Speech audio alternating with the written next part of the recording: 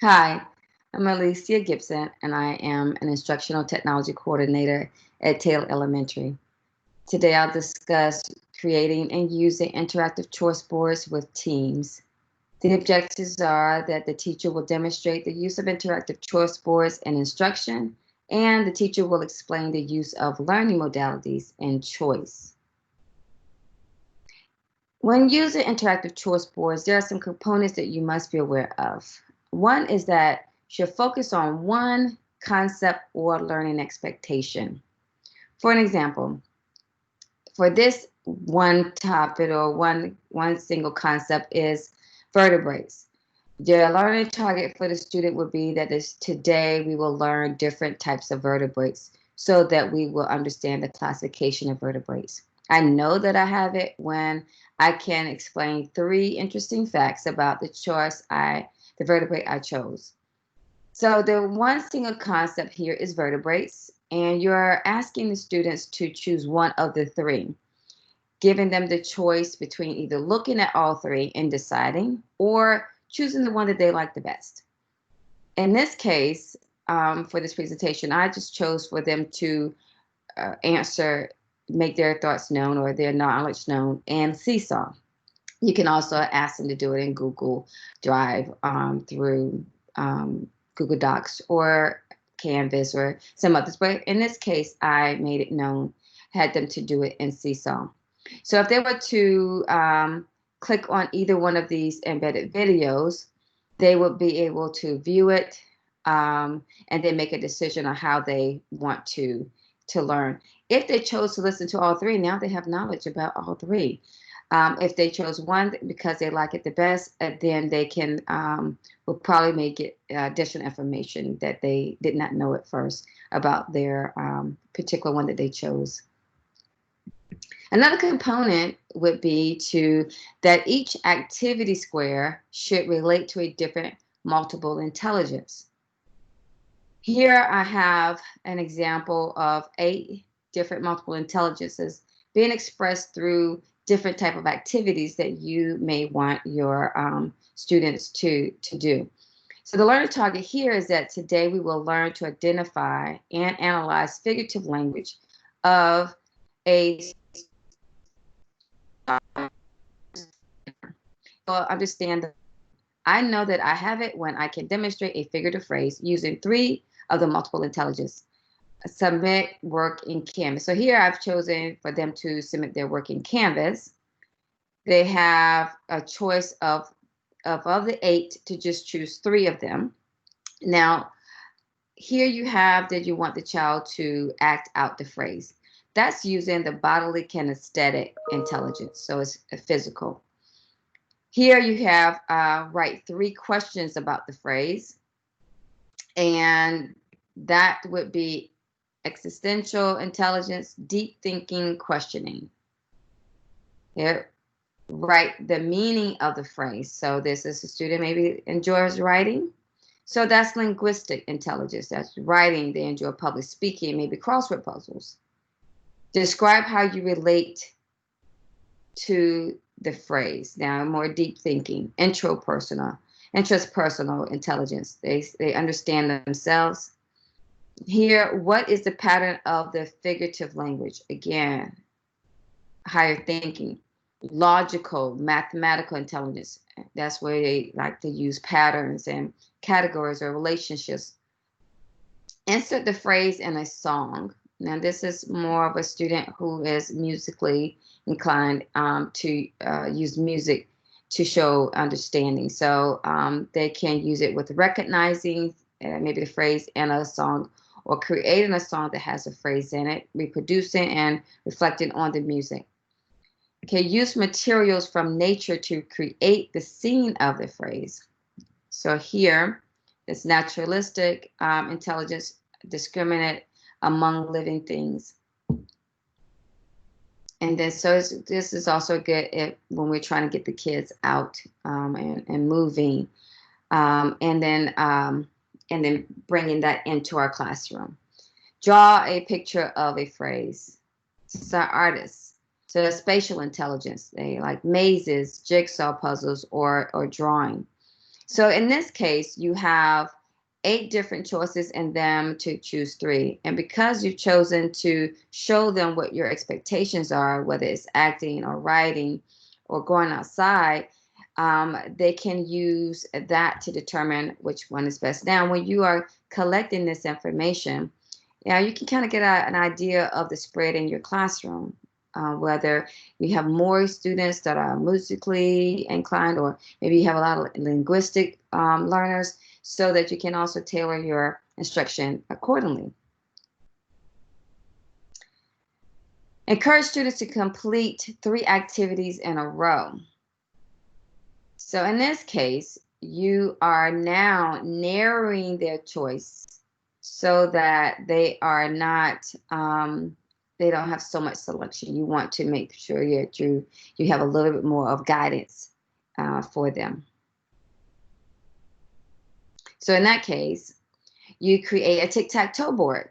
Okay, and so here you have the same intelligences that we were using. However, kind of phrase it so that maybe that student that struggles is having a little bit of an issue writing. So you want them to participate and show their knowledge. So you have like act out the phrase. And then if they go across here, draw a picture of the phrase. Okay, so now they're participating, they're enjoying their experience, but it's not stretching them too much. The free space allows them to choose which one. So maybe they're musically inclined and they want to add that component as well to their showing, this demonstration of their knowledge here. So that gives them some more free choice while you are structuring here. Here you have write the meaning of the phrase and then coupled with what is the pattern of the figurative language. So now you may extend, this may be an extension for a student that needs that type of extension. So here you have, it's a little bit more difficult for them to do. So you kind of move the board around based on what you're trying to capture and making sure that you keep all of the learners in mind as you are structuring that. And again, you can look at it from this point of view as well when you are creating your board. Here with the bodily kinesthetic coupled with the spatial intelligence, and here linguistic intelligence coupled with logical, mathematical. Another component is that each square are individual activities. Sometimes when we are coming up with our lesson plans and instruction, we have, you're going to write and draw and act out, all in one set of instructions. But when you're doing a choice board, you want to single out the activity, so there's one activity involved in there. Now, we can integrate Seesaw into this. As I had mentioned before, you can have them to demonstrate their knowledge, put it into Seesaw, and send it to you that way. So we use Seesaw in Teams by adding it to our tab, and I'm going to show you that, adding that into our tab so that they can immediately go to that and show their learning. Also integrate this presentation with the choice boards part of the presentation into your tab as well, so that they can interact with it either asynchronously when they're off the camera, or synchronously where you are having them to share their screen. They're talking about ideas of how they could demonstrate their knowledge, why they chose one modality over the other. So all of that kind of conversation can go back and forth with your students. Here I have 2 teachers, Miss Lori Goss, who's our 2nd grade teacher, is demonstrating the use of choice and a video with her students. So you can also put in some activities already embedded with Seesaw into your choice board, and the students can then participate. Here she's doing a morning meeting. but she's also done some other ones as well where you are they have a particular lesson. So it can be um, anything that you would like for them to be able to view.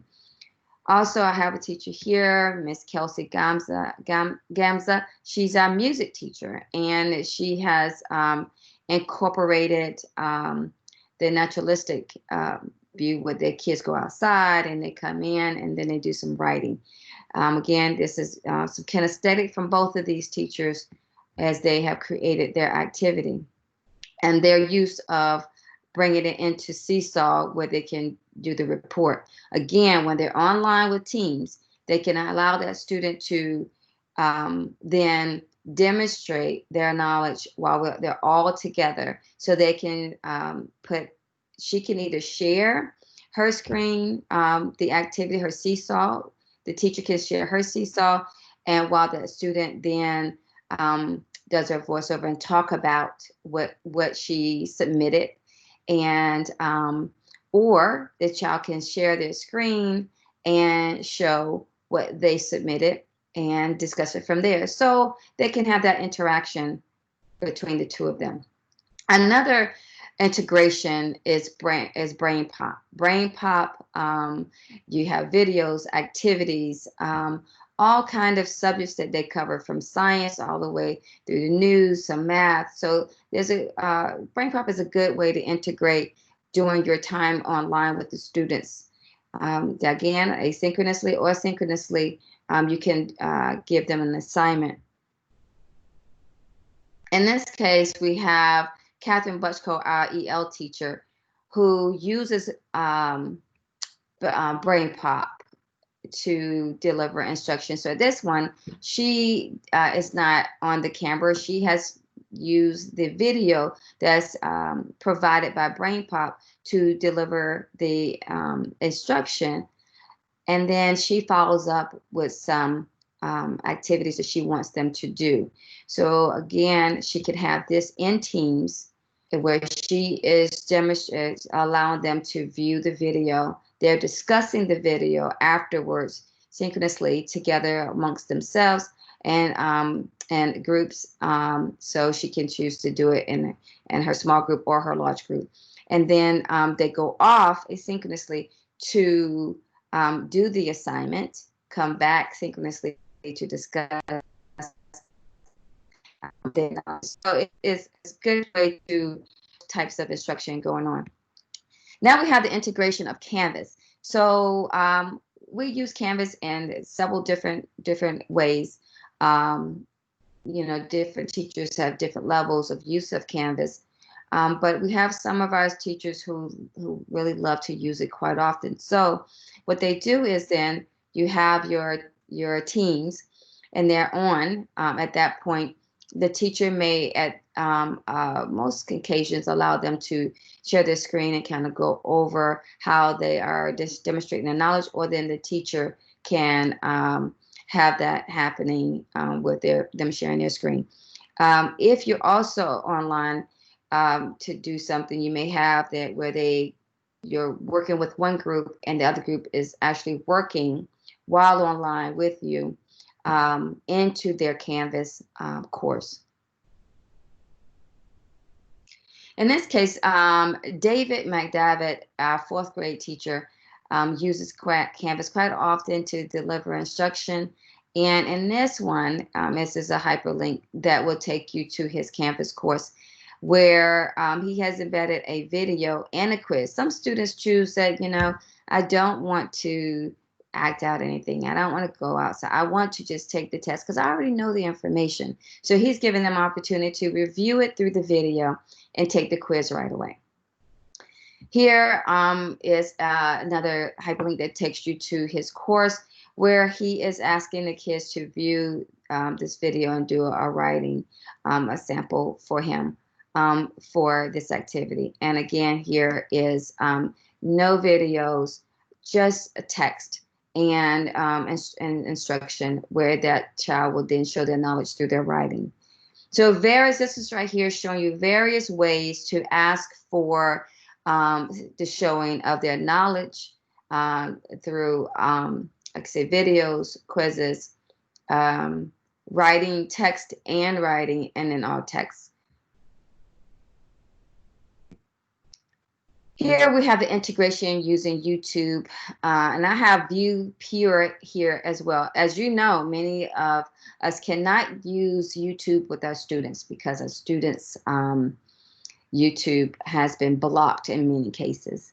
So if you put your video through View Pure, and I have put the link to how you get there, and it'll tell you just to drop your URL right into the place they've given, and it converts your YouTube video, takes away all of those ads and things like that that we do not want our children to have access to.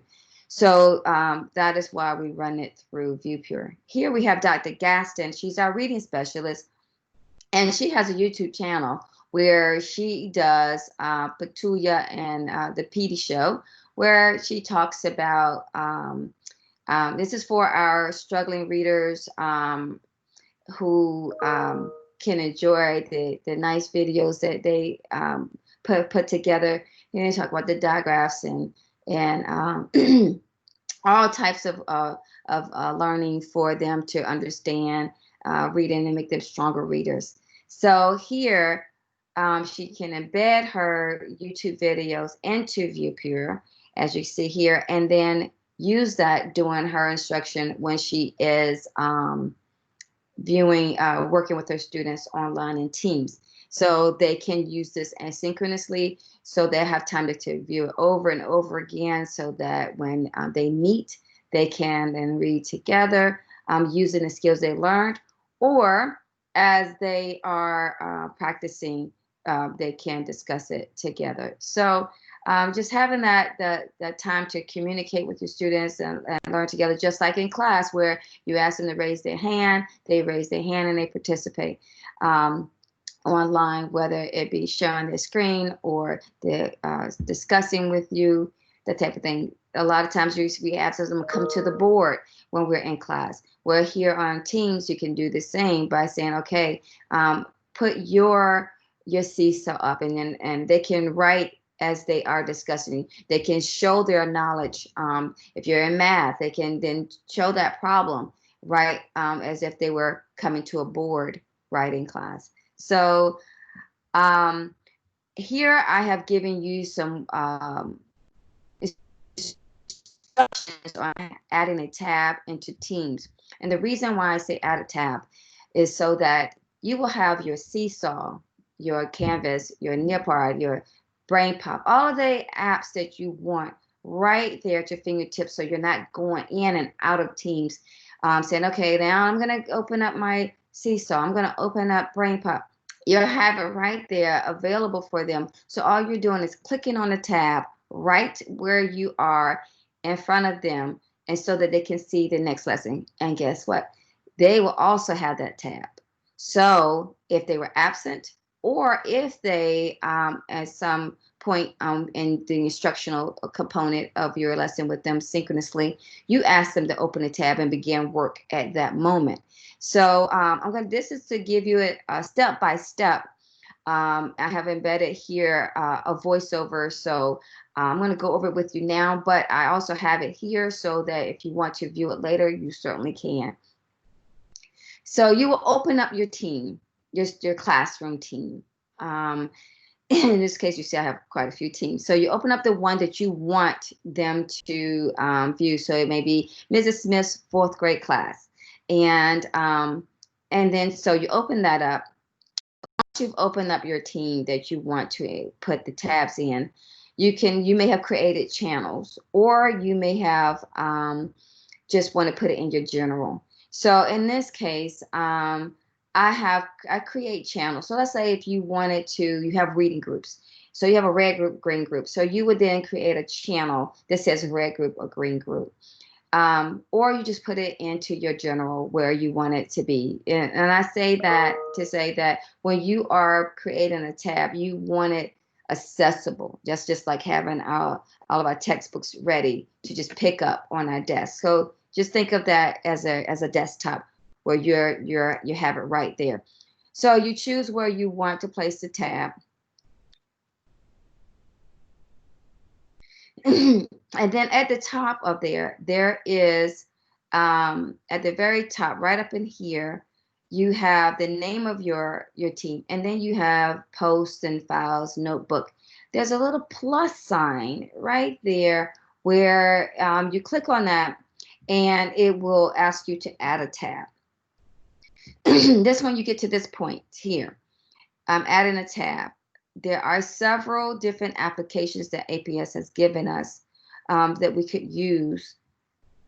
When I'm using Seesaw, Canvas, BrainPop, that is not a choice here. So I go here to website.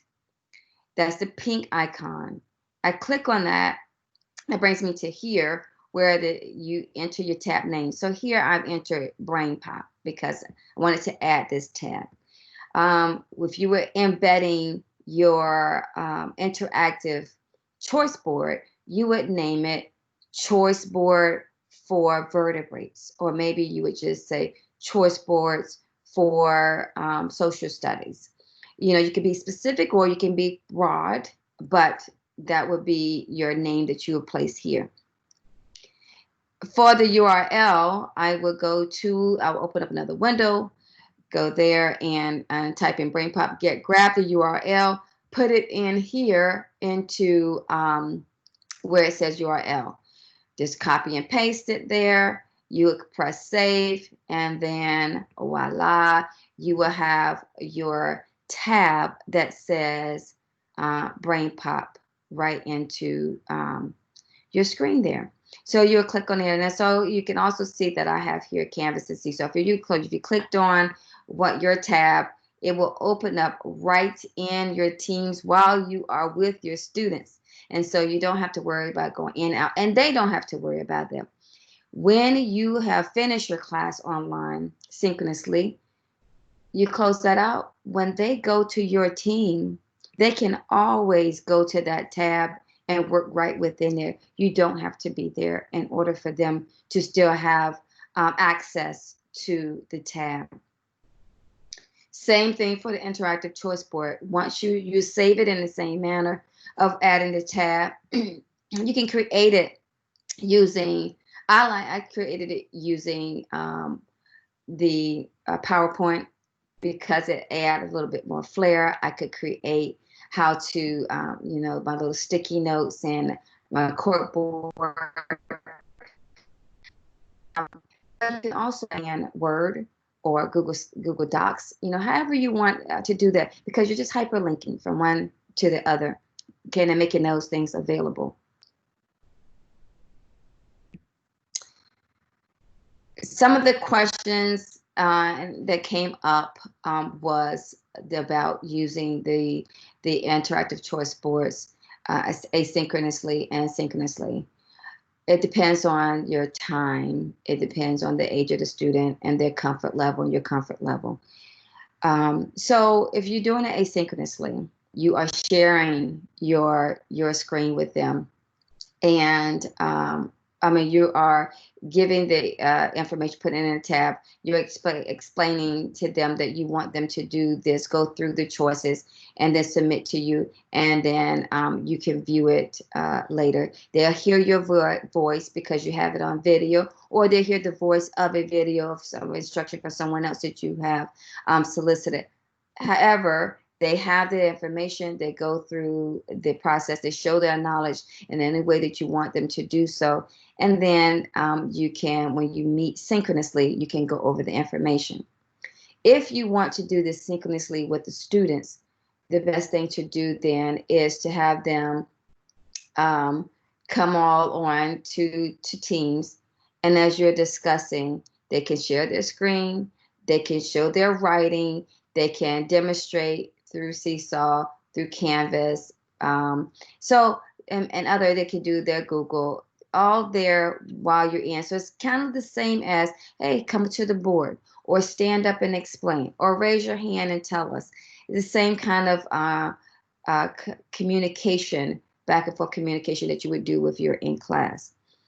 Another question that came up was, how do you, are they able to view this when you're not there? Yes, if you create the tab, or share it with them, they are able to then view that. But I would suggest to do, if you're doing it in a PowerPoint, something like that, to turn it into a PDF so that they will not change anything on your slides. So if you change it into PDF, the links are still viable links, and they can go to those different sites. But if it's a PDF, less chances of your information being distorted in any kind of way. Okay, here are the resources that I use in my PowerPoint. The PowerPoint templates, if you go to this website, it will give you different resources that you can use. And in this case, I use the corkboard. I just copied and pasted it and put it in. They do have free PowerPoint templates, and they do have some at cost, but they're pretty nice. PowerPoint, the free ones are pretty nice, and I just chose the corkboard for my presentation. Converting YouTube videos, I have given you the link. You can copy and paste that. Or click on that, and it'll take you to View Pure, where you can put your YouTube videos in. I want to thank you for attending this training. I hope that you got at least one thing that you can share or use in your class. If you would like to receive credits for this course, you will need to complete the survey in Frontline. And so there is a part in Frontline where you can go, and you will then be able to tell your experience here and how you can use that in your class. Thank you.